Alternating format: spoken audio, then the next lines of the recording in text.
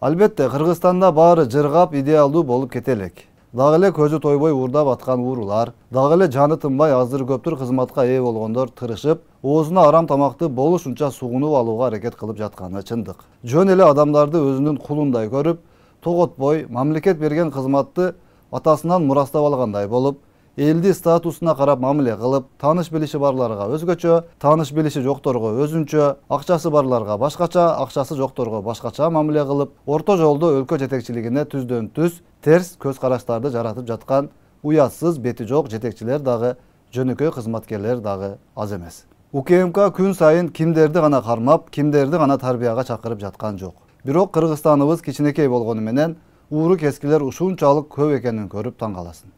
4 жылдан бери же бул уурулар түгөнбөдү, же ОПГлардын кыланы түгөнбөдү. Кармап келип, мойнуна илчүсүн илип, кутуртуп аткан акчасын мамлекетке алып, жазалашуусун жазалап, мээсин тазалаш керектерин тазалап, болду эми жөн жүргүн деп чыгарып койсо, кайра эле башкасы так ошондой иштерди жасап, кыскасы булар бири-бирин көрүп деле токтоно албай жатышат окшойт. Демек, генерал-полковник Камчыбек Кыдыршаевич айткан экинчи этапты эртерээк баштап, камап, өзүнө келтирип кайра кое бербестен эми биротоло катуураак чара көрүү этабына өтүүдөн башка жол жок окшойт. Башталган иш аягына чыгарылып, жакынкы аралыкта бул жагдайлар дагы катаалдашып, эл ичинде айтылып жаткан кармалганы менен эртең эле чыгып кетет. Ошон үчүн булар жаман ишин токтотпой атат деген сыяктуу көз караштарга дагы чекит коюлары талассыз. Эмнеси болсо дагы аз сандагы элибиздин ырыскысына кол салбастан, жеке ишкерлерди баса калып, мойнуна негизсиз эле миллиондорду илип, банкрот кылып, мамлекетке акча таап келип атам деп жетекчилерге жагыныш үчүн шайтандан ашып өтүп элдин кыжырына тийбестен,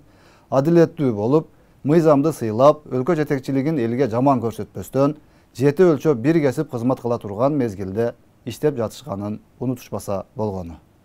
Башка элдерди билбесек да Кыргыз элине, Кыргызстан элине эң биринчи кезекте адилеттүүлүк болушу зарыл экенин, эгер андай болбосо, акыбети эч качан жакшылык менен аяктабашын ар бирибиз жакшы билебиз жана муну унутуп калууга мүмкүн эмес.